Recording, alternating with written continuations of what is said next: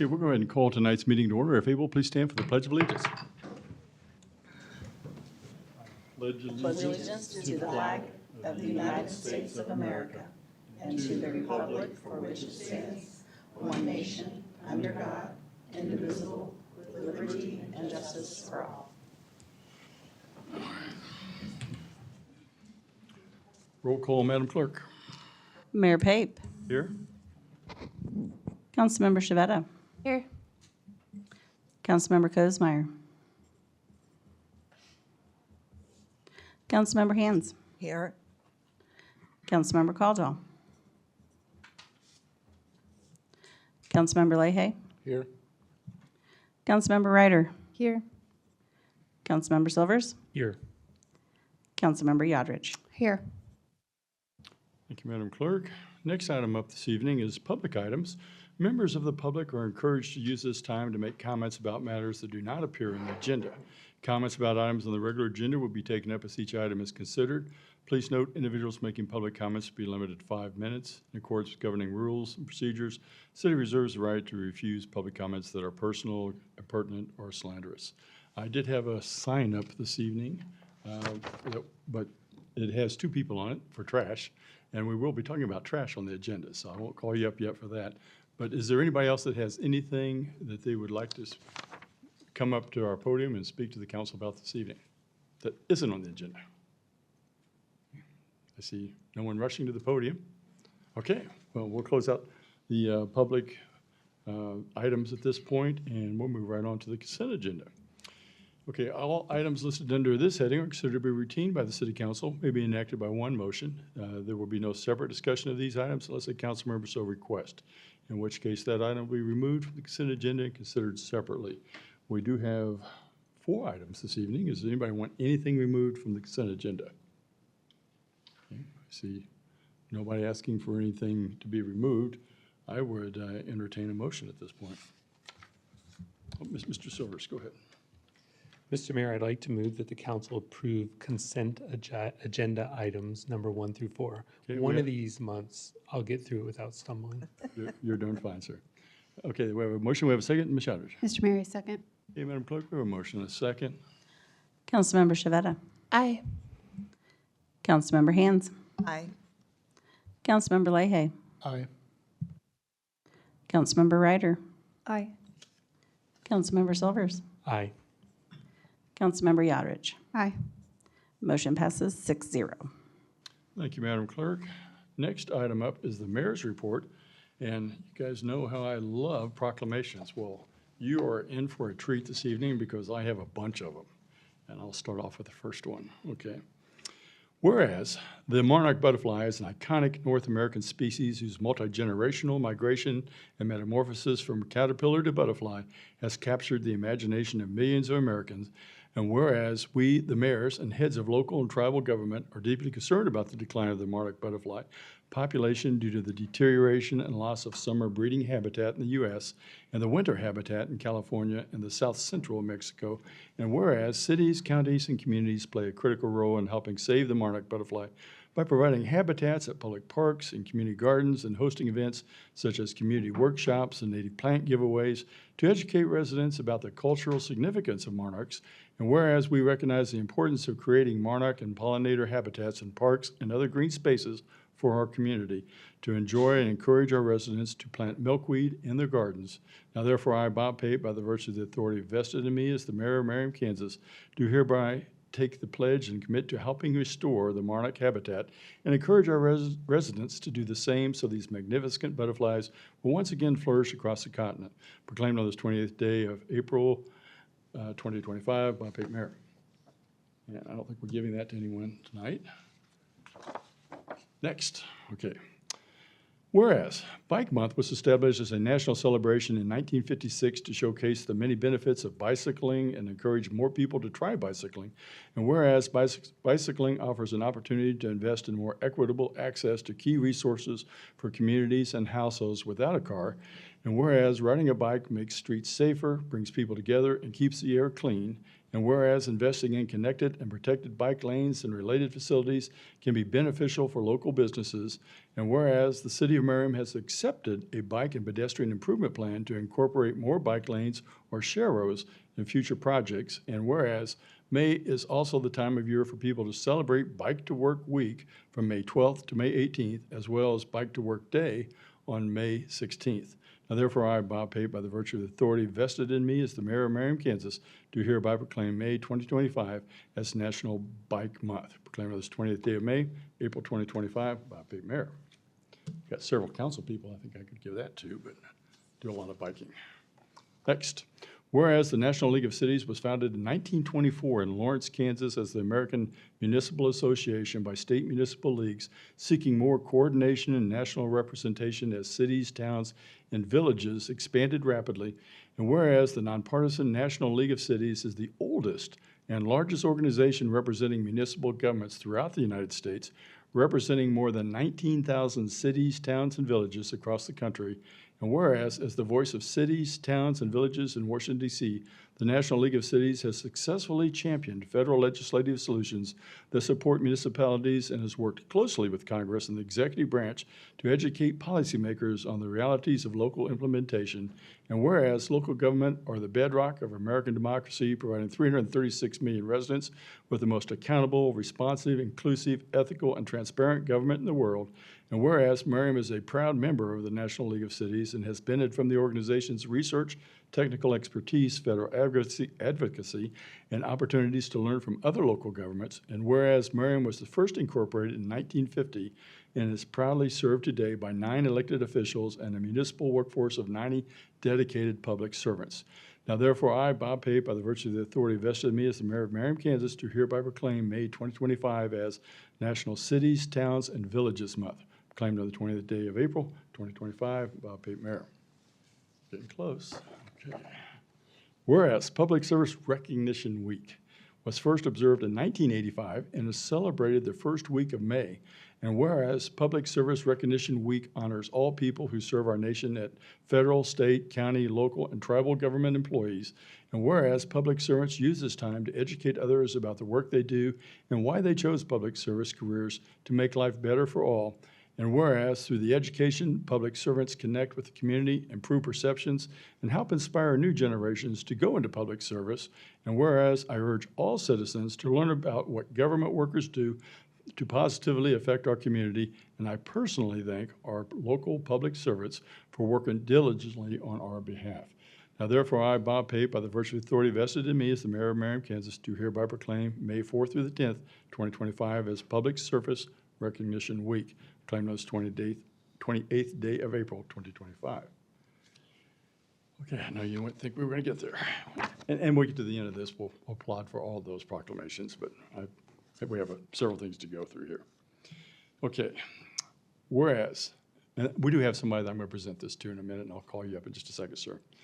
Whereas May is nationally recognized as a month-long celebration of the rich heritage and remarkable contributions of Asian Americans, Native Hawaiians, and Pacific Islanders to the American story. And whereas the vast diversity of languages, religions, and cultural traditions of Asian Americans, Native Hawaiians, and Pacific Islanders continue to strengthen the fabric of our community. And whereas we celebrate the Asian American, Native Hawaiian, and Pacific Islander communities whose grit, ingenuity, and perseverance have pushed America forward. And whereas diversity is America's greatest strength, and the city of Merriam is guided by the principles of inclusivity and is committed to helping improve the lives of all individuals and the diverse community we serve. And whereas the city of Merriam recognizes the challenges faced by Asian Americans, Native Hawaiians, and Pacific Islanders because of the fear-based hate, but will continue to work to celebrate the achievements that define our history and our future. Now, therefore, I, Bob Pape, by the virtue of the authority vested in me as the mayor of Merriam, Kansas, do hereby proclaim May 2025 as Asian American, Native Hawaiian, and Pacific Islander Heritage Month. I call upon our community to learn more about the history of Asian Americans, Native Hawaiians, and Pacific Islanders, and to observe this month with the appropriate programs and activities. Proclaimed on this 28th day of May, April 2025, Bob Pape, Mayor. And I understand we have Kong Do, who is the Kansas City Asian American Chamber of Commerce President. Sir, if you could come forward to our podium, and I hope I said your name right, but if you'd give your name for the record, and I'll give you a few moments to speak, and then I'm going to come down and present this to you, this proclamation. That's correct. It's my honor to receive this proclamation, and on behalf of all communities in Kansas City, Asian American, Native Hawaiians, and Pacific Islander, I sincerely thank the mayor, the council, and the staff for this recognition of our heritage. Thank you very much. Okay, thank you, sir. Well, let's give everybody a round of applause for that. And I'll be right down with you.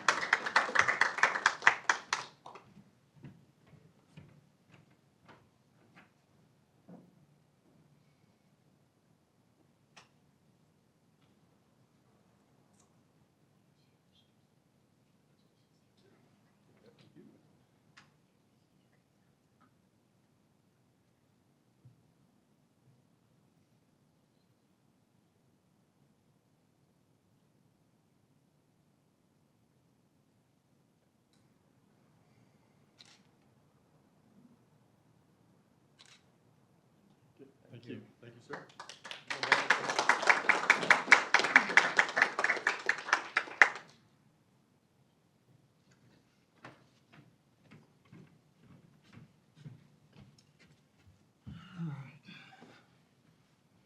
Well, that concludes all my proclamations, but does not conclude my report. I always like to say a few things that's kind of gone on the last 2 weeks, and well, there was a lot, but I'll try to read this quickly. Okay, I took a tour of the Adult Detention Center as part of me being on the Johnson County Criminal Advisory Committee. I and a council member attended the Flags for Freedom Committee meeting. It will be a great event with flags being displayed between June 28th and July 5th. Great patriotic event is planned for July 4th with a band of food trucks at the farmers market. I attended a Northeast Chamber of Commerce leadership meeting at the OPFD training center that covered what police and firefighters do. Had no idea, but anyway, they do that. I attended the Northeast Johnson County Mayor's Luncheon Meeting, which was hosted by Johnson County Commissioner Becky Fast. It's always good to find out what others are doing in their communities. I attended a transit Zoom meeting that covered plans for changes in the way public transit is going to occur throughout the county. I and several council members assisted staff and numerous volunteers to clean up the Streamway Parkway. I was hoping to find one of those 75th anniversary hearts. All I found was trash, but that's okay. Maybe they want me to get out there and clean some more. But thanks to everyone for participating in that. I know we had several down there. I and another council member attended the Walker School discussion that was held at the Merriam Plaza Library.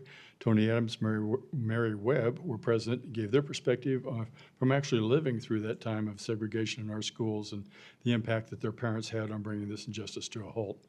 I and council members met to discuss tonight's agenda. I and a council member attended the ribbon cutting for Aristocrat Motors building, and later council had the opportunity to tour that building. I and several council members attended the volunteer appreciation dinner hosted by our Parks and Rec Department. Thanks go out to the staff there for another successful event. I can't thank all the volunteers for everything they do for the city. They provide an invaluable service, and we appreciate that. And to think all we have to do is give them a dinner once a year. It's amazing. I and council members, staff took a tour of our city and looked at all the proposed capital improvement projects and viewed the projects that are currently underway. I and council members got to witness and help Merriam Park students plant a tree on school property in honor of Arbor Day. Proclamation was read to the students and they recited a poem. Good job by Public Works and the fire department for watering that tree in. And I and several council members got to attend the tree planting at Crestview for Arbor Day as well too, and same thing. That's all I have for the mayor's report. Is there anything I missed that council would like me to include? Okay. All right. Thank you all for bearing with me on all those items. Okay, it looks like the first item up on council item is going to approve of a funding agreement. It looks like we have Mr. Engel coming to the podium. I'll let you explain this next item, sir. Thank you, Mayor, Council. Next item on the agenda is to consider approval of a funding agreement with Slater Investors LLC related to a request for incentives at the northwest corner of Shawnee Mission Parkway in Antioch. As council is aware, Drake Development, who is the owner of Merriam Grand Station, developer of Merriam Grand Station at the old Kmart, has submitted plans for the north side of Shawnee Mission Parkway to include on the west block a residential tower with the Chipotle remaining, and on the east block a 12,500 square foot grocery store, as well as 4,000 square foot of restaurant, potentially 2 restaurants. There won't be a drive-through, as you can see in the rendering.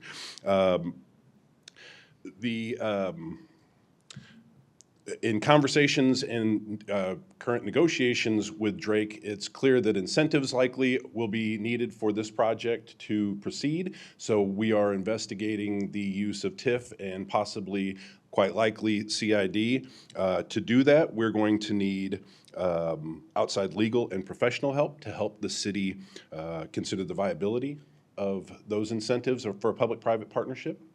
Per city council policy, we need to enter into a funding agreement with anyone that requests incentives. Funding agreement also comes with a retainer, which is a $30,000 check, which we are in receipt of, that helps pay for all of those consultants that we'll need to vet the viability of that project. The funding agreement basically spells out all of the uses, how we would go about requesting more if we need more, how we would go about refunding any of that money if it is not used. The agreement does not obligate the city to provide incentives. It simply just protects the Merriam taxpayers from having to pay for those consultants based upon the request. We do have Scott Miller with Drake Development in the crowd this evening. If you have any questions specifically for him, again, this doesn't obligate us to anything other than to proceed with the investigation of the public-private partnership for this, what we think is pretty exciting development. Happy to answer any questions you might have. Any questions for Mr. Engel? Okay, well, I see no questions. Thank you. I would entertain a motion at this point if we want to move forward with this. Ms. Hands. Yes, Mr. Mayor. I move that the council approve a funding agreement between the city and Slater Investors, LLC, related to development at the northwest corner of Antioch and Shawnee Mission Parkway. Okay, I have a motion. Do I have a second? Ms. Shadridge. Mr. Mayor, I second. Madam Clerk, we have a motion, a second. Councilmember Hands. Aye.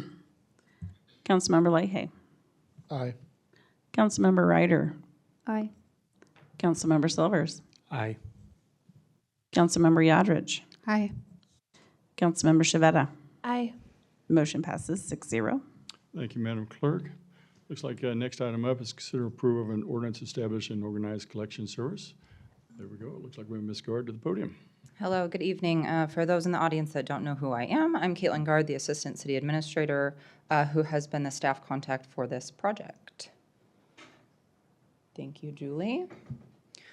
Traditionally, for a second reading of an ordinance, we don't normally get into this level of detail, but given the topic, I thought it was very important, especially for our audience or anybody that's going to be new listening in, to go over all the details and where we've been to date. I will say we do have a representative from GFL here to answer questions that I can't answer, and I'm sure he'd be happy to address you as well. I just want to go back to the very beginning on why we started this discussion initially. While we have been talking about it for a number of years, we did add this question to our 2024 community survey, in which 65% of residents either strongly agreed or agreed that we should implement this type of initiative. So therefore, the City Council added it to their goals and initiatives in 2024 and then again in 2025 to investigate this process, and we've been through a very lengthy process, as I'll go through here in just a minute. We did establish purpose and goals. We always want to give our highest level of service to our residents for their satisfaction, and we do see that within our community survey, as I mentioned. We believe that this would have having one single contract and having the city be the oversight of that would make it more predictable, make service more predictable. And we also understand that it's going to decrease costs of the services to our residents. In addition to that, the last three bullets are related to traffic on streets, truck traffic, noise pollution, degradation of streets, and then safety. We believe that all of the goals on this screen are going to be accomplished, and so we're pretty proud of this process so far. We've talked about this a number of times in public meetings, particularly. Our first was when we gave the presentation to the council back in June of 2024, where we presented the results to that citizen satisfaction survey. And then ultimately in July, we got the direction to proceed with this process. This is a statutory process outlined by the state of Kansas. It is very lengthy and very burdensome, but we've followed all the steps, and this is our final step tonight before we implement the program, if you all choose to do so. We've held a number of public hearings. We even had public participation in the form of a work group to establish the RFP. Meeting with the haulers. The haulers participated by statute in that process as well. You all have reviewed the results to those RFPs. They've been presented on our website, and then we ultimately had the first reading of this ordinance on the April 14th City Council meeting. We did get 5 bids from 4 companies. You've seen this slide before. Again, it's posted on our website. Our low bid and the company that we've chosen to move forward negotiations with is GFL. It is the MARC bid. It's the same bid that a number of our neighboring communities use, Fairway, Roland Park, and Westwood, thank you. I'll use the contract through the Mid-America Regional Council, who did the cooperative purchasing bid for their services. GFL has essentially given us that same bid, which is the top row that you see here. As a part of that bid, as I mentioned, GFL Environmental is the provider. It's weekly trash recycling and yard waste services on a 5-year agreement. GFL's rate is $19.50. There is an administrative fee of $3.50. That fee comes to the city, not the hauler. We will be hiring 1 full-time person. Half of that person will do any administrative work that's going to be associated with this service. There is a annual increase on the price that's capped at 3% of what the Consumer Price Index says for trash and trash collection services.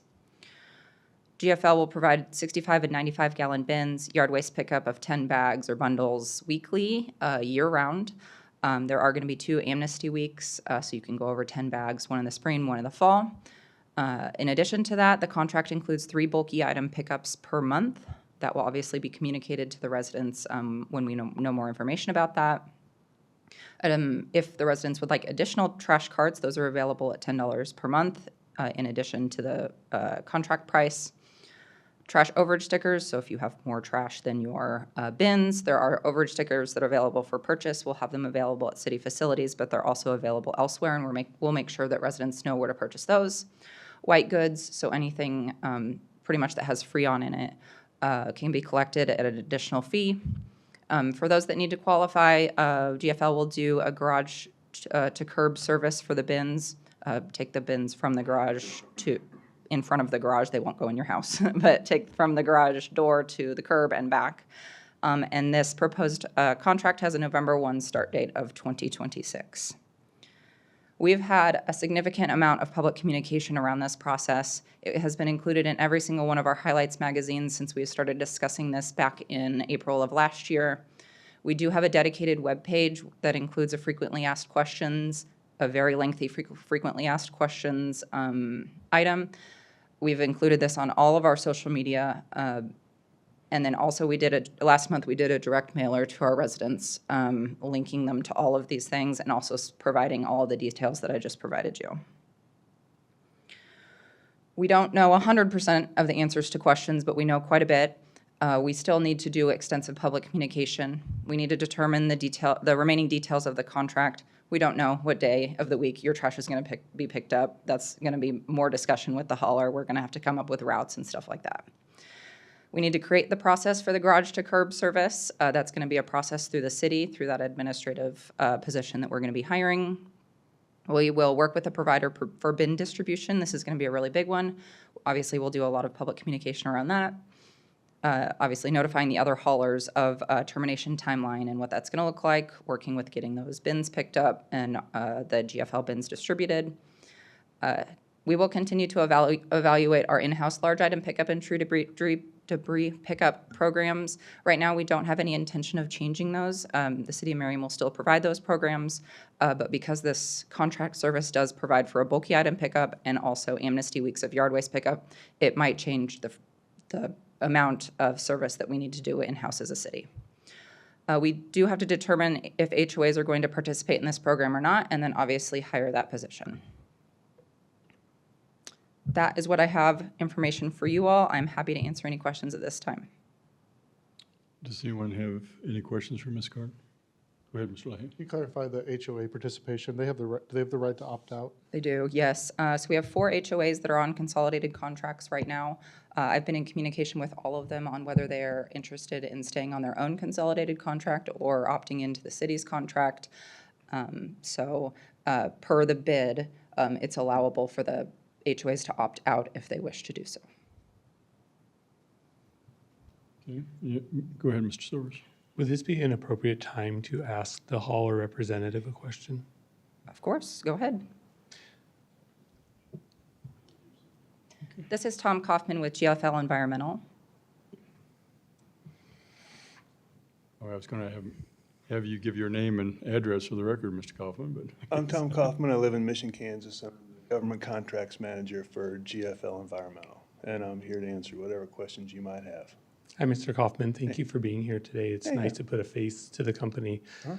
So the number one question I've been receiving from my neighbors and from people who've come to this meeting is GFL at the price of $19.95 going to be able to serve the community the way that a lot of them feel like they have been receiving service from their haulers? They've mentioned to me that they don't really care about the price. They really like the service they receive. Can you guarantee our residents that they will get A1 service for the price of $19.95 a month? I'm very confident in our service levels and our service delivery model, and I'd encourage anybody who wants to call any of our other, especially Kansas side, Johnson County communities that are roughly the same size.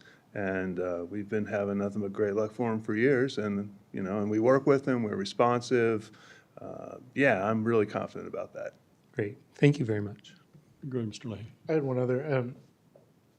Caitlin mentioned that you serve the MARC contract. What other service or what other cities do you serve on the Missouri side? Because I believe there's a couple, correct? Okay, well, let's see, we've got 3 cities under the MARC contract, and we also have the city of Mission. And then on Missouri side, what do we got? We got Platte Woods, we got Riverside, we have Belton, we have Peculiar, we have Harrisonville, we have Smithville, we all over the place, 4 or 5 counties. No, that's great. I just want to make, I mean, I think we've heard several times about all the other places that you service as well, but I just want to make sure that people understand it's not just, 20,000 households No. in the Johnson County side. No, actually, the company I work for is the 3rd or 4th largest hauler in North America, so we've got a lot of assets and expertise. Any other questions for Mr. Kaufman? Okay, one more? Okay, thank you, you for your Mr. time. Kaufman. Thank you. Looks like you're up again, Ms. Gardner. Just one more question, because I ask it every time. The county and city ordinance requires that all households have trash service, correct? Correct. Okay, any other questions for Ms. Gardner? Okay, I do have, before we go any further on this, I have 2 individuals that have signed up to talk about trash, and that would be Julie Bailey is the first person. If you come forward, ma'am, and give your name and address for the record. Thank you, Mr. Mayor. My name is Julie Bailey, and I live at 6015 Slater, just down the street. Did you say phone number? No, don't. Oh, that's- okay, that's good. not- thank you. I've lived in Merriam for 21 years, and I really, really love Merriam. And we plan to live here as long as we can. I have a couple questions about, while you were talking, some questions occurred to me. Why is it that HOA associations can opt out, whereas the rest of us can't? Okay, and then our Ms. Gard will be collecting those questions, and she'll answer everything at the end. So please state all your questions. Oh, and then okay. Or have her address that at the end. And if this passes tonight, we have an 18-month window before we can actually implement this, correct? Well, oh, wait. And when will the administrative coordinator be hired? And will there be other people hired? And will all this be covered under the amount originally stated to us? Or will there be additional charges if we have to hire additional people? And I had some questions about the survey. I know she just said that that the survey question was Merriam should implement a citywide contract to provide trash recycling. I recollect the survey saying should they conduct a study about implementing it? Not should we implement it or not, but I think the question was, should we study? That is what sticks in my mind. And I might be wrong, but there's a big difference between majority wanting to study it as opposed to those who absolutely want it. The other thing, on the community survey, this about Merriam should implement a citywide contract to provide the trash recycling services. The majority of those who voted said it should be given the lowest priority, 43%, and that's on your website. So the majority of people thought it should be given the lowest priority over all the other things that Merriam's doing. I'd just like to make that point. My other questions are on the savings to the city. And I know my husband's asked this, and I'm sorry I haven't been in the April 14th meeting, but it says that Merriam will save a lot of money from having less trash trucks on the street. That it damages the street. Is there an actual study that was done to show how much damage is done by how many trash trucks? And do you have a study showing cities that have one carrier like Roland Park or wherever compared to a city of the same size that have multiple carriers? How much more does the city spend for the damages? Just wonder, because nobody seems to be able to give us that answer. And, you know, if they keep pushing that it's going to save us money, it's going to save us money, but I'm not really sure how. I'd like to see written proof of how much it would save.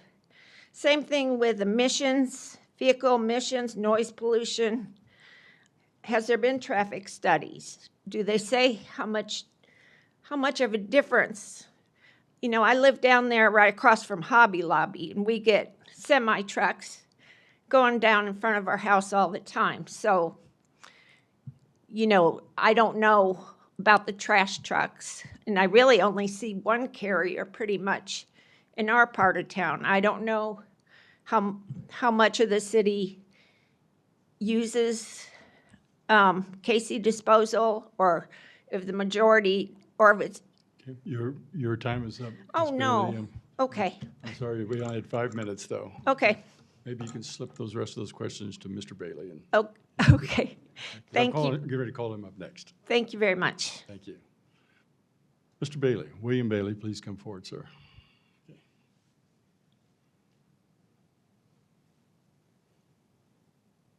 Start that clock until I get to that mic. I'm watching it, it's not. I want to talk a lot of trash. Okay. Only 5 minutes worth, though, sir. Yeah, I get 5 minutes.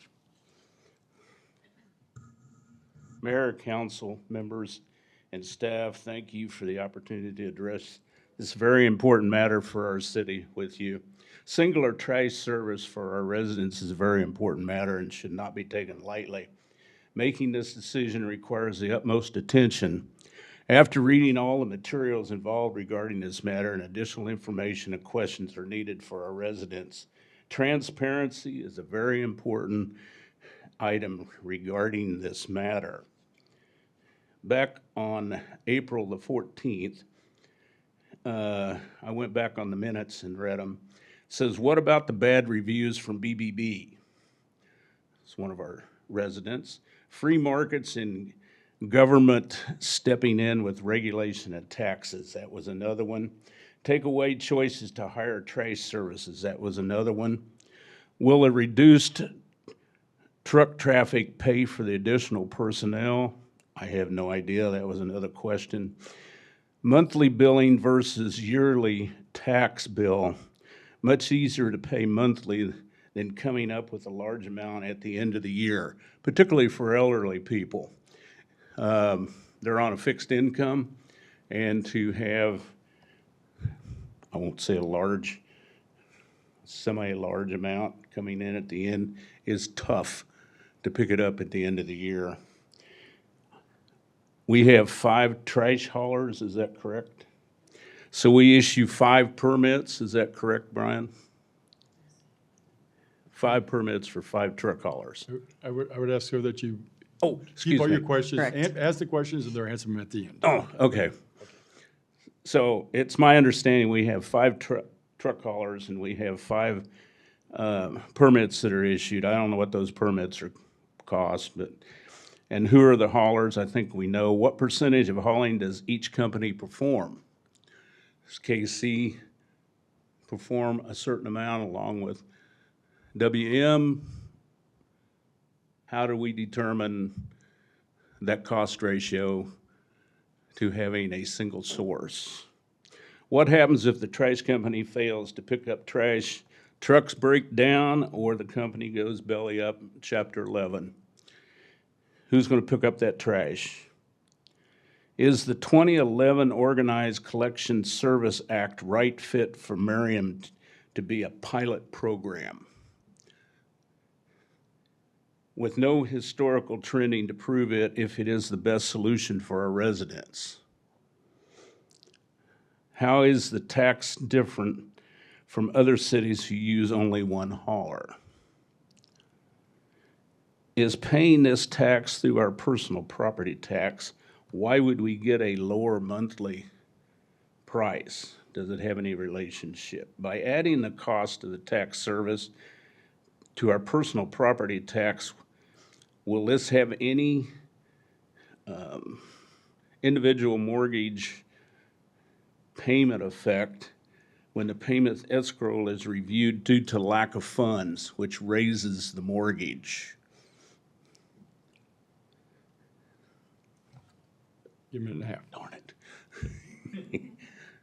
Okay, so these are some of the questions that the council needs to answer. They need to have transparency with the residents. They need to get this information out to the residents. And I am fully supportive that this matter needs to be tabled for further input from residents once additional clarifications have been provided. Thank you for your time. And I ended in less than 5 minutes. There you go. And that is a major compliment for me. Thank you, Thank sir. you. Okay.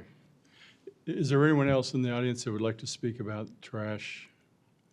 If so, please come forward, sir. Give your name and address for the record. Greetings, Council, Mr. Mayor. This is Billy Cron, 6633 Wedge Street. Caitlin Gard did a great job discounting the dissenting voices of your neighbors 2 weeks ago, and I'm sure she's ready to do the same as soon as I sit down.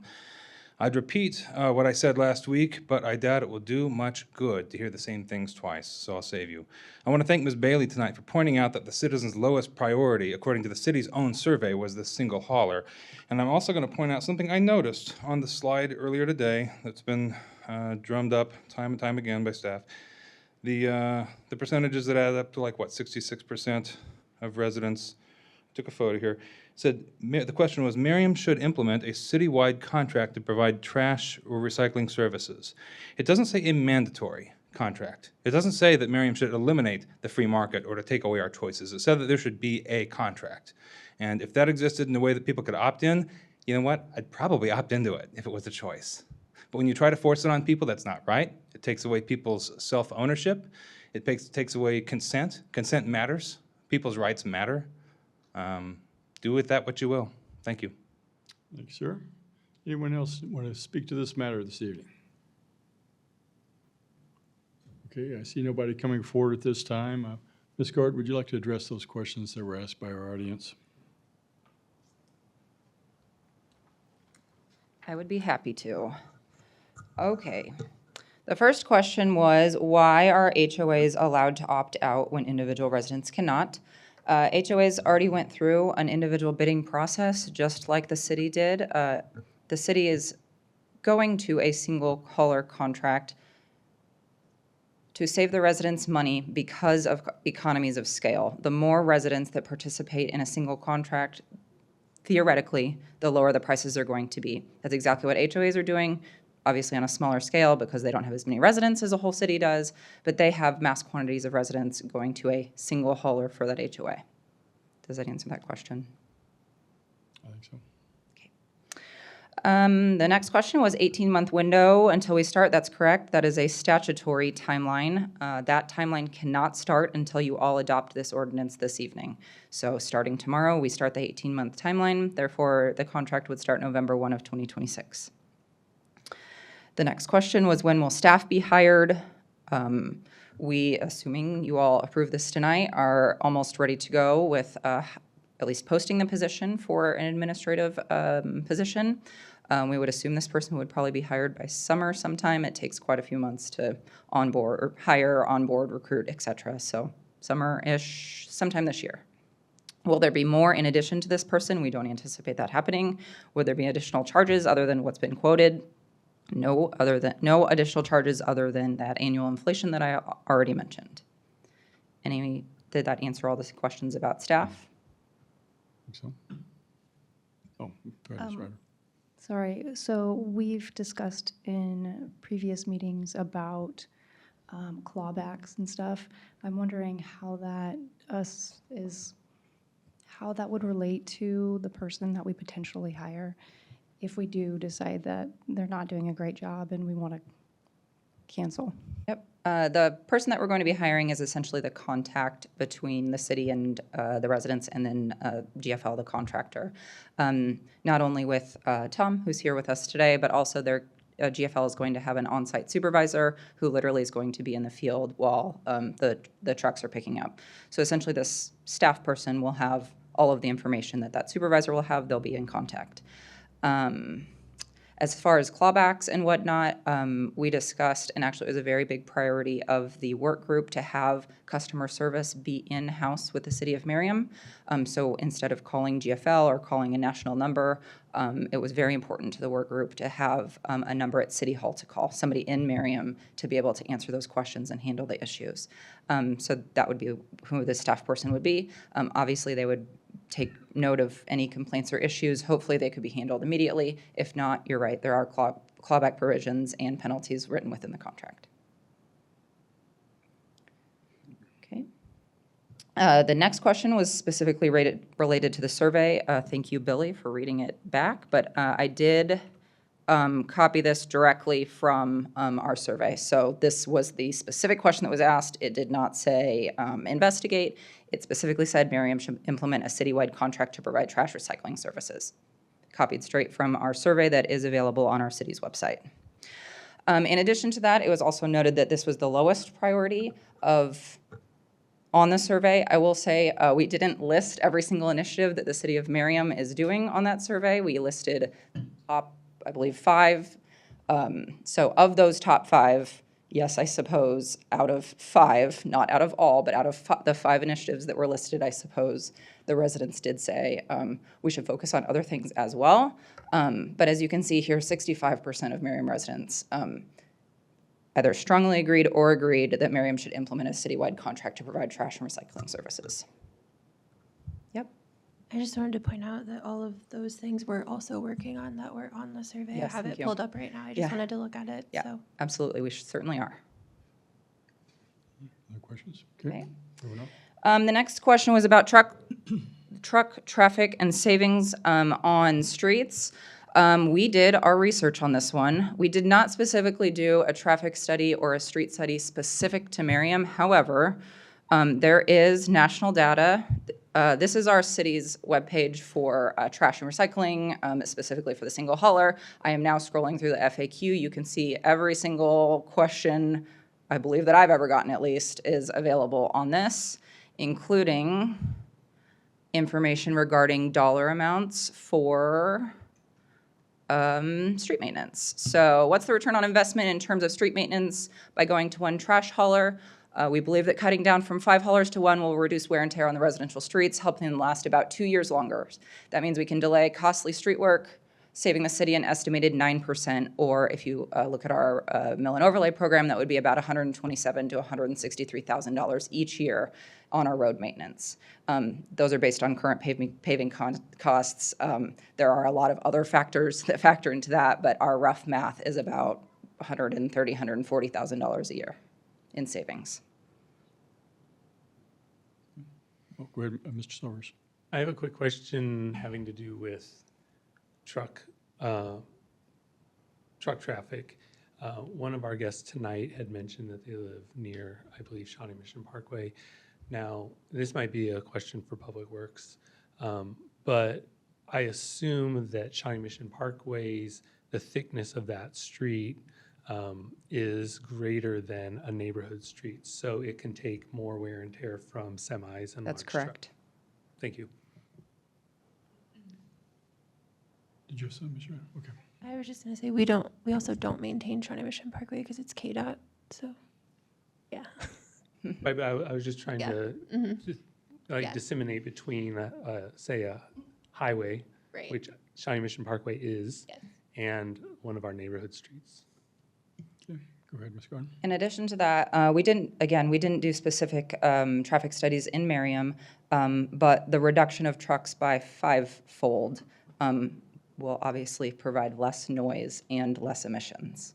There will simply be less truck traffic. Any more questions about trucks? I Okay. think we're good. The next question was regard monthly billing versus biannual billing. The first thing I want to say is the City of Merriam does not provide utilities, as everyone knows. We do not have a billing system available here at City Hall. That would be very burdensome to set up. Cities that have billing are usually providing utilities like water or wastewater or electric, things like that. We simply don't have those services, and so we don't have a way to directly bill residents.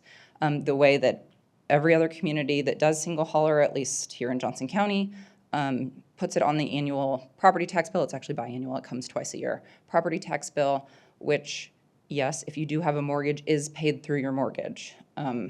I guess a technical answer to if that will increase your mortgage payment is technically yes.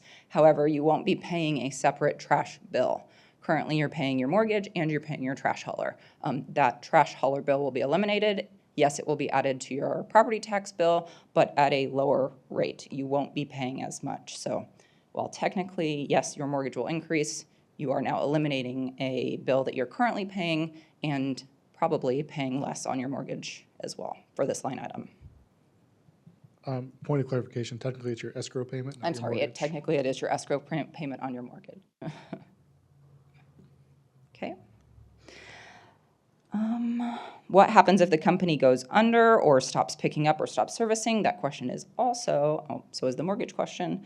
That question is also on our frequently asked questions. We're not just going to have trash everywhere. It's going to be very situational if this were to even happen. I can't imagine that it would, but if it did, you all would have to quickly decide what we're going to do next. Obviously, there's pretty much two different options. We could go back to an individual hauler service like we are today, or we could sign a new contract with a different hauler.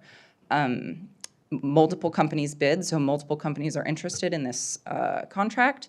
If, for whatever reason, GFL could not continue their contract immediately, we would probably go to one of the other bidders and say, here's the situation that we're in. We are wondering if you can hop on our contract. I would assume in the interim, we might need Public Works to help out depending on how long that takes, but we're not just gonna let trash be everywhere. So I would assume very quickly you all would make a decision and we would move forward with a different hauler. And again, if we absolutely had to, Public Works would certainly step in. Not ideal, but we're not having trash everywhere. Does that answer that question? I think so. Okay. Those are the questions that I wrote down. I had one additional one that we discussed previously. Knowing that we have 18 months before we can officially implement, if we go forward to officially implement single hauler for the city, have there been any discussions about GFL coming and servicing residents in the interim? So if people want to get onto GFL sooner, so it's not all roll out, 4,000 carts, in November of next year? Yeah, so our contract, like I've mentioned, doesn't start till November 1st of next year. We assume there are going to be situations, we're going to work through individually with residents who, for whatever reason, their contract ends before November 1st, or their hauler leaves town, whatever is going to end up happening. We'll certainly be working with GFL. They're very open to having that conversation. You, Mr. Silvers? I'd like to go back to the question that Amy asked, because I'm not sure if it was fully answered. I think one of your questions was, what would happen to the person that is hired to be the in-between between our residents and the trash hauler if for some reason that we choose to not go forward with this, even if we're at, I think we can basically stop even after we've signed the contract. We can. It would probably incur some costs. Tonight is the night that we all need to make a decision. Once the contract is signed tonight, GFL is going to move forward as if we're implementing the contract, which would incur costs. Then if we do back out, I would assume that we would have to incur those costs would be passed along to us. But the question, I believe, is what happens to the person that's hired here in City Hall? Would they be able to retain their job and take on other responsibilities, or would they have to be let go? We're essentially tying that hiring of that person to your decision tonight. However, it is only half of that person is going to be for trash. We do have other needs in this organization, particularly administratively, and so their other duties, their other half of their job, obviously are still needed. Thank you. Okay. Any other questions for Ms. Guard? Okay. I see no questions. Do you have anything for us? Anything else? I think you've answered all the questions you had. I believe that your next step is to consider the second reading of the ordinance. Okay. All right. Thank you, Ms. Gordon. Okay, well, I would entertain a motion. Okay, Ms. Shveta. Mr. Mayor, I move that the council approve an ordinance establishing the organized collection service plan. Okay, we have a motion. Do we have a second? Shadridge. Mr. Mayor, I second.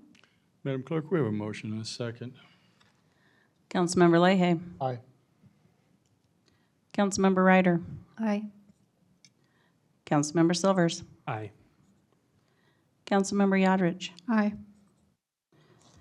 Councilmember Shavetta. Aye. Councilmember Hands. Aye.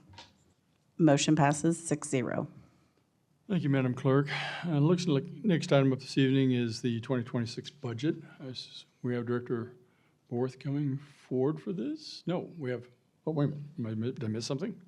Nope, I'm just going to do the kickoff because this is our first budget conversation. Okay, gotcha. Okay, So I always Mr. do the Engel. Kickoff, this is our first 2026 fiscal year budget work session, budget discussion, budget presentation. So I always do the kickoff. Those of you, which is everyone, has been here before when I do this. I get up and just basically want to tell everyone that it is, I still think it's fantastic that the first thing that we do in Merriam is address our CIP budget. That is very, very unique. Usually CIP is the last thing that cities deal with. It's what's left over. The CIP director comes in or the public works director comes in and says, here are the things that we're gonna do or we're proposing to do next year. And usually the answer is, why is it those? It's because that's all the money that's left in the absence of raising taxes or cutting other services.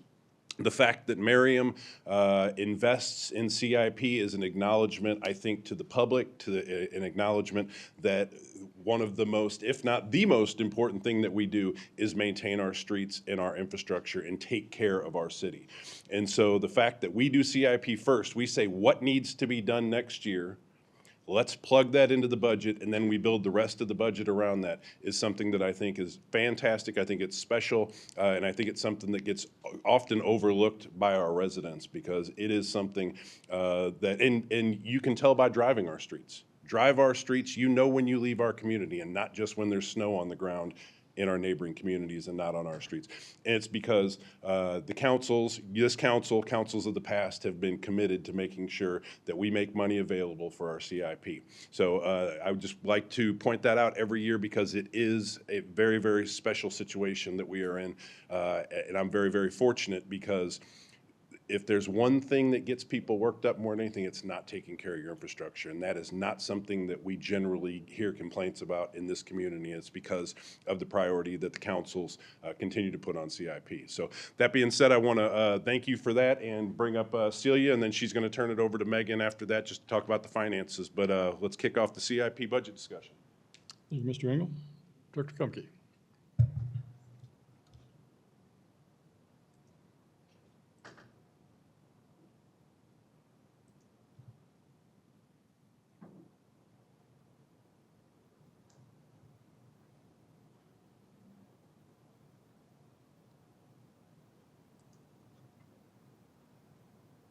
We're getting to it.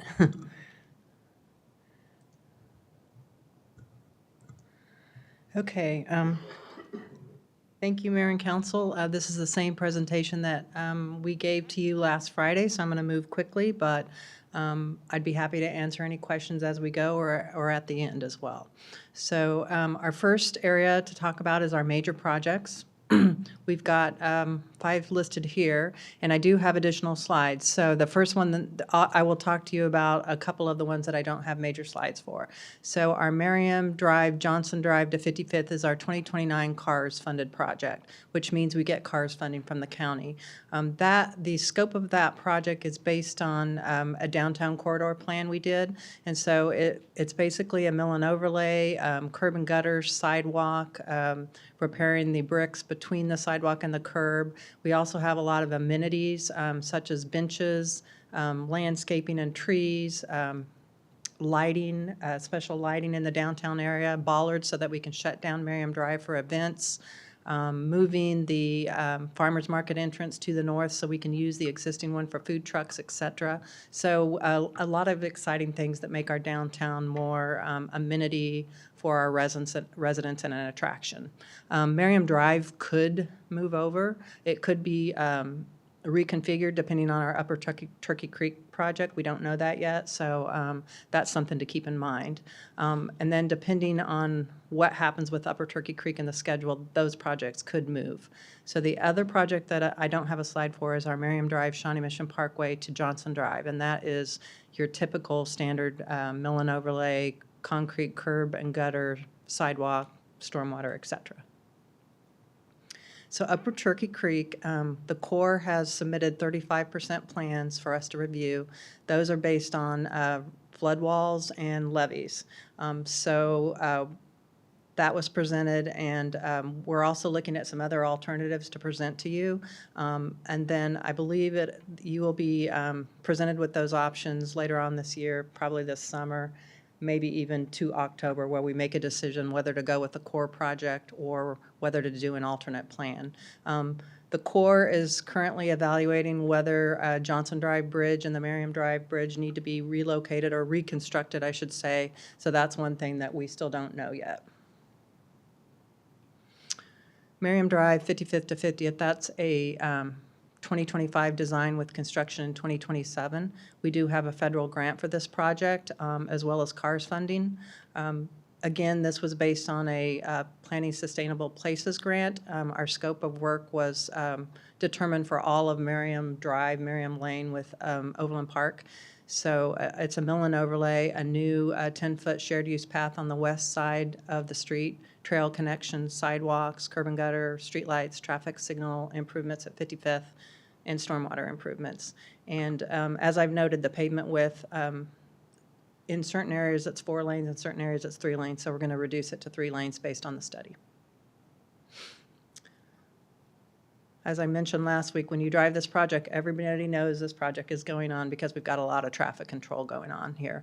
So right now, Capital Electric, who is the subcontractor for Evergy, has finished installing conduit on the south side of Shawnee Mission Parkway. Verizon will be coming in next week or the week after. So You may not see any cones go down. They may just, or it could be a little bit different, but they're going to start work on the south side of Shawnee Mission Parkway. Meanwhile, Evergy or Capital Electric is going to start on Antioch south of Shawnee Mission Parkway. So you'll see construction in that area. And then we're still working on determining how the configuration for undergrounding will be on the north side when we develop the library property. Medium projects, the only project I don't have a slide for is Johnson Drive, Mackey to East City Limits. That's a 2028 CARS project, and that's your standard mill and overlay, concrete curb and gutter and sidewalk, pavement markings, and potentially some stormwater improvements. This project is currently being bid, and bids will be open next Thursday. This is replacing or lining stormwater pipes and replacing some failing stormwater, a mill and overlay, sidewalk, curb and gutter, pavement markings. This is located on 61st Street east of Antioch, Hardy from 61st to Johnson Drive, and then streets off of Hardy, 59th Terrace, 60th and 60th Terrace to Overland Park city limits. We're working with the contractor. Water One needs to replace some failing water line, though they've had a lot of water main breaks on 61st Street east of Antioch. I'm working with them. They would like to get in the end of this week and start, and they're aware of the school traffic and our concern for that, so they would work during school hours and then take the traffic control down at night, and then once school's out, they would probably shut down a block at a time. There will be through traffic allowed, but that's their plan for this project.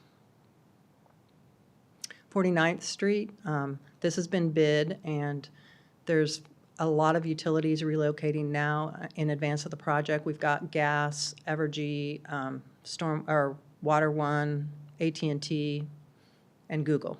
So a lot going on. We're anticipating the contractor coming in June 2nd. This is a mill and overlay, all new sidewalks and curb, also a new sidewalk on the south side of 49th Street, which isn't currently there.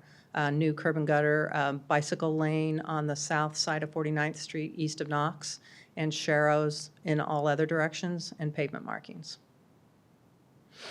Carter Avenue will be our 2026 CARS project, so we're designing it right now with construction in 2026.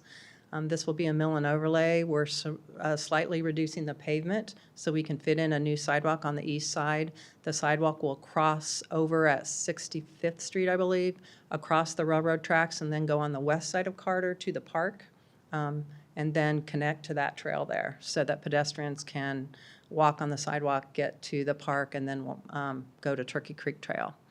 We'll have some stormwater improvements and pavement markings, new curb and gutter, and ADA ramps. West Vernon will have construction in 2027 with design beginning now. This will be a mill and overlay, new curb and gutter, and ADA ramps. We did a stormwater study back in 2021, I believe, and looked at 4 different options for stormwater. So we will be installing new stormwater infrastructure and a new water quality BMP.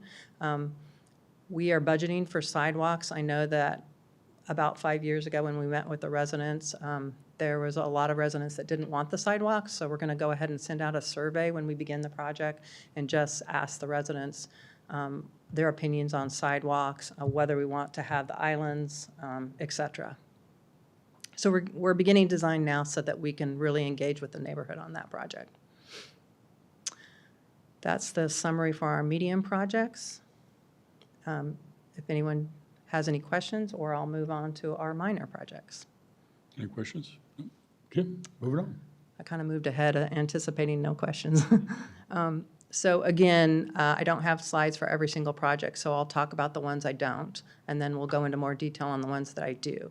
So the Park and Rec Master Plan, we're going to have a master plan in 2026. We delayed that due to the Upper Turkey Creek project, waiting to see what happens there and how the trails interact. Then we'll have implementation in the outer years. Public transit is based on Johnson County's transit study. Once they determine transit routes and bus stops, we have funding in there for benches and certain amenities associated with the transit improvements. We're still waiting to hear back from them. 71st Street reconstruction, that's just east of Schweitzer. Right now, it's a narrow lane road with a little bit of asphalt on it that serves about 4 houses. We're slating construction for that in 2029. Right now, we do have new pavement, curb and gutter, street lights. It'll be a narrower section, but we did talk the other day about, maybe we don't build it to that standard, but we have plenty of time to talk about that. Right now, the cost is in there for that standard. Also, reconstructing a little portion of the trail just east of the end of the pavement where it goes down the hill, so it's not as steep. Thank you. Merriam Drive and Antioch Road roundabout. That was a joint project with the Overland Park where originally they looked at a peanut at that location, but due to the grades and the configuration of the road, they came up with a design, the engineers came up with a design for a roundabout. In order to enter at a 90-degree angle, that would mean that we would need to realign Merriam Drive. And we looked at an option about realigning Merriam Drive that would go onto the existing church property. We have met with the church. They're aware of our options. They're not interested in redeveloping, but that's just something that we're going to keep in mind if they do decide in the future. Right now, we're keeping it in the 5-year CIP, and we've also applied for some federal funds. So depending on federal funding, property owner interest, or Overland Park ready to move forward, we could move that project up. Underground utilities on Knox Street is a project that's already completed, and I'm just waiting for an invoice from Evergy. That was an overhead electric line that came down during a storm, and Public Works couldn't get out easily to plow the streets. So they undergrounded that utility line, so we'll have more reliability in future storms. 75th Street Bridge, that's currently being administered by Overland Park. This was based on a bridge study that we inspect bridges every 2 years, and they identified these repairs that were needed. Overland Park selected Pyramid Team for design build. We are waiting to hear results, and hopefully we'll hear them soon. They're going to look at cost and schedule for keeping the project open and keeping the road closed. So depending on those costs, we'll bring that back to council, and Merriam and Overland Park will make that joint decision, and we'll move forward on that project. This is our fire station apron. As you can see in the picture, the pavement joints are really deteriorated, so this would be replacing the deteriorated concrete and putting in some grate inlets for future drainage. This project is under design now with construction in 2026 based on a study done by Clark Innerson. We're looking at first floor interior improvements, including a lobby waiting area. That would be used for those that come to court, that they can sit in the side and wait, or the attorneys can discuss in that area. Carpet or some kind of floor improvement to make it quieter so that when court is in session, that city workers at the counter can hear easier. Signage, as you can see in the picture, that directs residents and business owners to their specific counter, desk modifications, etc. Downtown revitalization, this is to purchase properties for Upper Turkey Creek or properties for redevelopment when they become available, such as some of the properties we've purchased up by Antioch Drive off of Merriam Drive, and then to implement the recommendations from the various planning studies that we've completed. And this shows that we are planning over the 5-year period to invest over $35.6 million in the downtown area. So the citizens, we've sent out a number of surveys, and there's a high interest in making the downtown, really an attraction and an amenity. It already is, but even improving that more.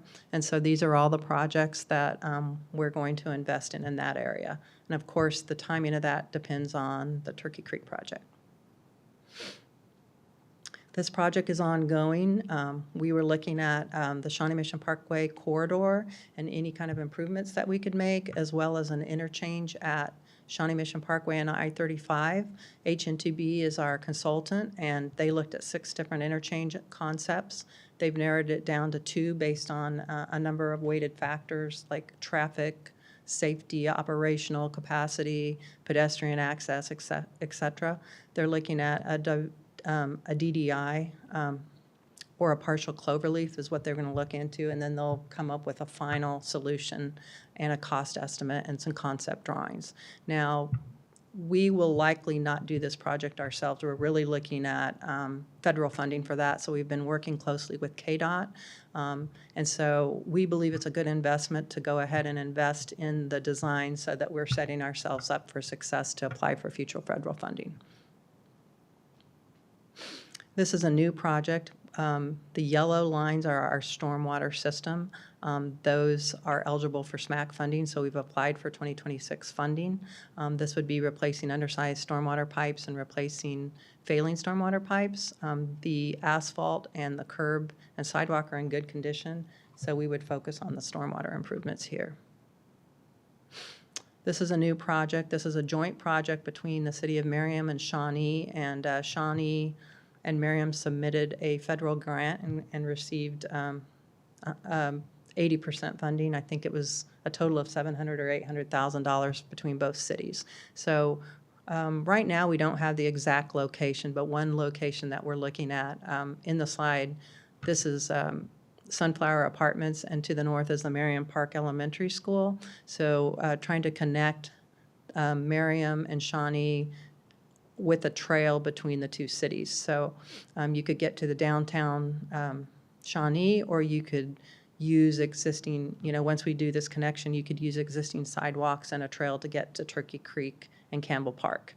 So we will have public meetings. We've met with the property management company. We're still waiting to hear from Sunflower's owners to see if they're interested. Depending on their interests, Shawnee will also do some public meetings that will determine the layout of and the location of this trail. So that is our minor project summary. Questions? Now I'm going to talk quickly about our annual maintenance programs. So these are projects that we do every year. Our small drainage, we will use this project to repair sinkholes or pipe or inspect our pipe. We use the funding this year to do our Gabion basket repair on Quail Creek. Our sidewalk maintenance repairs sidewalks every year outside of our normal standard mill and overlay and cars projects we do. Our pedestrian and bicycle mobility program, that would be funds we use to repair trails if necessary or install pavement markings for bicycles and sharrows. And then we have a public art 5-year program. The Public Art Committee has selected a project for this year. It's in the Merriam Community Center parking garage or parking structure. And so that's an ongoing project. This project, we received a carbon reduction program grant last year, and we were able to install 860 LED retrofit kits. We replaced our high-pressure sodium bulbs with LEDs, which saves about 60% energy funding and is more sustainable.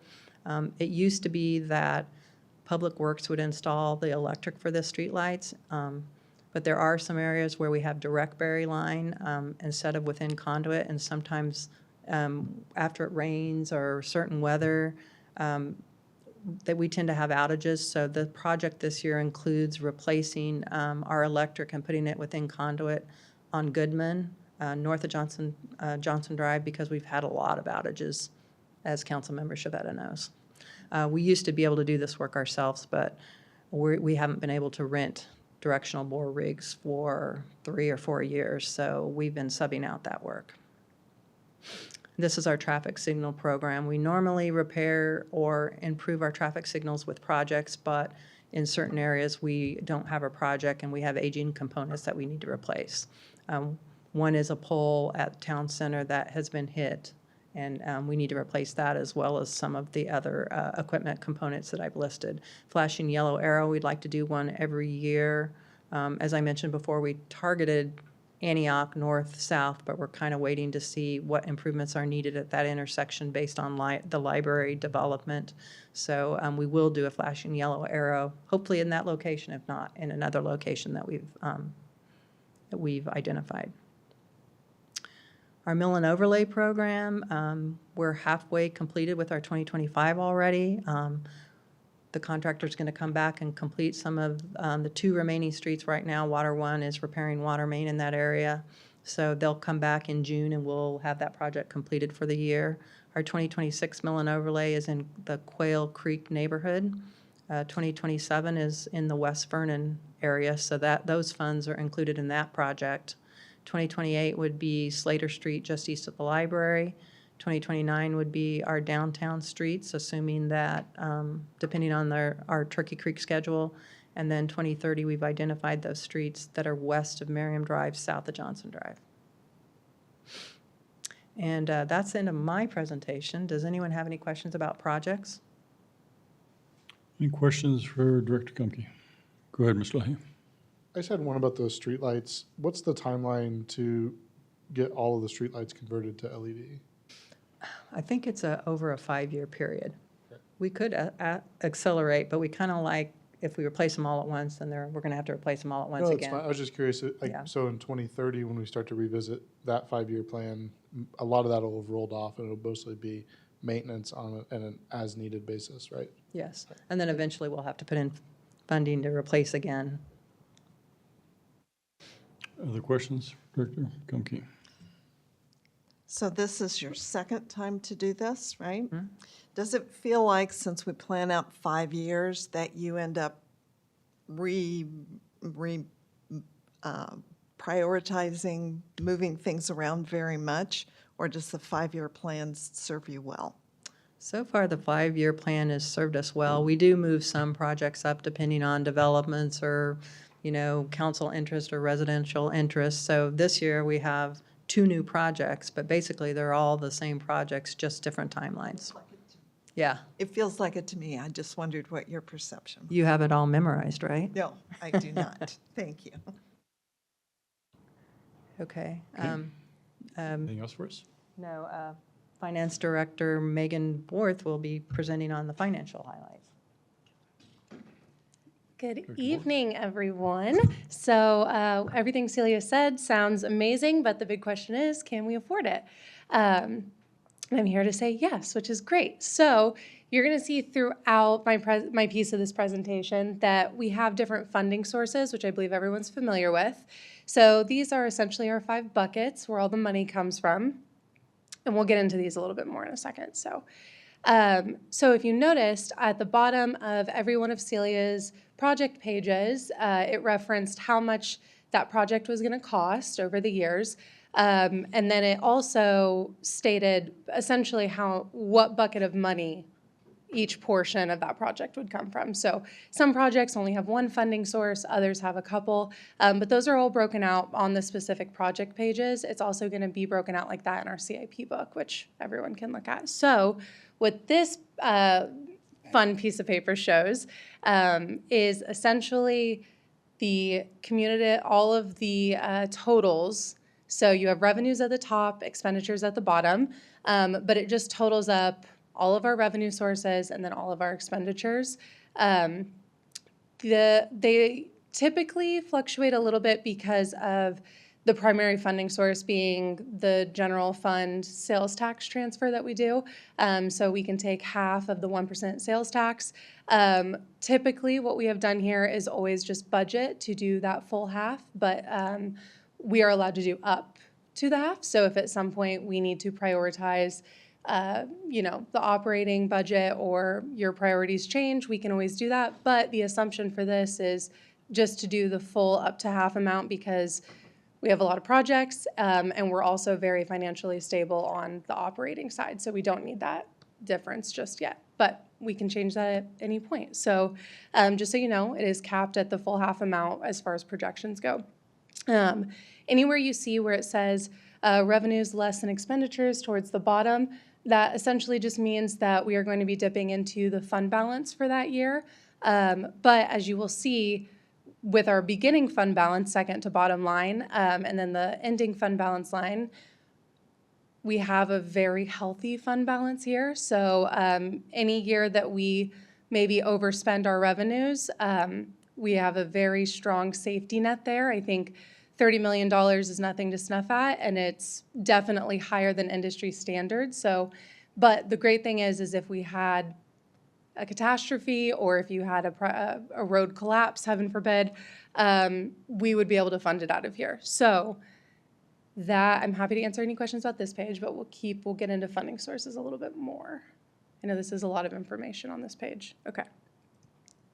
So some people are visual learners. This is just a quick graph showing if you were to approve the CIP as presented, where all of our fund balances would stand. This goes back to the page before this, shows the exact same information. Okay, so now this is broken out by funding sources, and again, you can find this in your CIP book. But again, it's just the bottom portions of every single one of Celia's project pages, all put into one neat place. So this specific funding source is going to be our general non-bonded funds, which again is typically that half of the 1% sales tax. So this shows you all the projects and then how much we anticipate needing to spend each year from this one bucket of money. Any questions on general? Okay. The next two funds are going to be your grants and other external revenues. Typically, any funds we receive that are in this bucket go towards a specific project that's something that they applied for that project. So these typically cannot be reallocated or messed with, but if there's any concern on that, we could definitely look at it. So again, same thing, it just shows all the projects. The next bucket of money that we have is our special street and highway funding source. This is going to be that 0.25% of the special sales tax. And so typically what we're seeing, so for 2024, the amount that came in was $309,000 and a little bit of change. And so that has been consistent over the years. So what we do is we transfer that full amount so that we can use it. It is specifically allocated for only streets and highways. So we just do a pure transfer to these projects. This is what Celia has identified for that specific $300,000. At some point, we may have a little bit of a fund balance built up just for that special tax, but at this point we do not. We use it as we get it. So if at some point that changes, though, you could potentially see an increase one year. Any questions on those two funding sources? Okay, the next one is we have our special sales tax. Again, all of these projects, they have to relate back to either streets or drainage. That's tied to the sales tax language. And so these are all things that, again, Celia has identified. A lot of these are duplicates in other funding sources, but we use essentially both to, I guess, take up all of our resources. So just depending on where we have more money, things are split. And then we also have our TIF district funding source. So this is based on projects that are within the TIF zones. It's the only thing that's eligible. So those 4 projects are what currently we are able, we have identified that we can spend any funds on. We do have about $1.5 million left in what we call TIF A, which is going to be your Merriam Town Center area. We don't have any expenditures planned at this point, so it's just something to put out there. The rest of the fund balance for this one is tied to what we call TIF B, which is what you might know as the I-35, so IKEA and all of those other areas. Any questions on those too? Okay, and then this is just a summary of all of the funding sources. Again, this has kind of been duplicated on all the other pages, but if you want to see something of all of them and how much money we're projecting to spend versus the fund balance. Any questions on money? The great news is we can't afford everything that Celia promised you and still maintain about a $30 million fund balance in case of emergencies. So I recognize I'm backtracking a little bit. Yes, ma'am. So any of these grants, are they coming from the federal government? Do we already have the money and we are not subject to it being pulled back? Correct. So Celia might be able to speak more on that, but I know that a primary one is the SMAT grant, which is through the county actually. And then the other big bucket of money is the CARS grant. So those two are both, I believe, through the county and yes, they could pull those back, but we do have money in general or other. So at this point, we are safely, they may even give us more, may give us less, but we're safely sort of being conservative with those numbers on what we put into there versus what we put into another funding source, so. I was just going to add that the county funds are pretty stable. We estimate up to 50%, and sometimes they give us a little bit less, but there's no talk of those going away. The carbon reduction grant, we're already invoicing that. The only one would be like our STP potentially, but so far we're not hearing that that could be taken back, but it's possible. Turkey Creek's federal money too. So we just plan for just in case, and like I said, it's nice to have your fund balance, just in case you want to continue doing those projects and for some reason we don't get money one year. Okay. Thank you. Turn it back over to Celia, I think.